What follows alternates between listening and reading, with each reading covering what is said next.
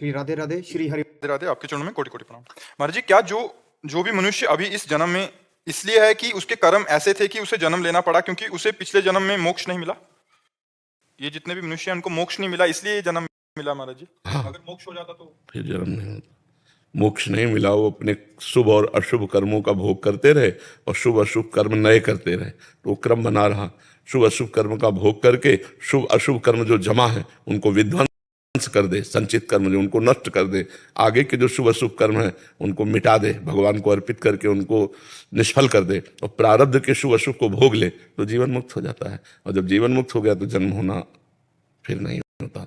और जब तक ये कर्मों की परंपरा चलती रहेगी तब तक हम विविध योनियों में, इस बार तो मनुष्य बने, अगली बार फिर और योनियों में जाएंगे, विविध योनियों में हमारा जन्म मरण होता रहेगा। इसलिए भगवान की शरणागति होकर के भगवान की विशुद्ध नाम रूप लीला धाम का आश्रय ले ले, या अष्टांग योग के द्वारा समाधि के मार्ग में, या ज्ञान योग के द्वारा तत्वबोध में पहुंचे।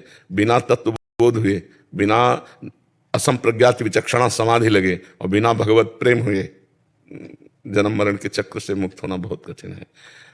हमारे कर्म संस्कार बनते चले जाते हैं, तो इसलिए हमें बार बार पुनरपि जननम पुनरपि मरणम पुनरपि जननी जठरे शयनम, ये बार बार चक्र चल रहा है। इसी चक्र को मिटाने के लिए हमारा मनुष्य शरीर हुआ है।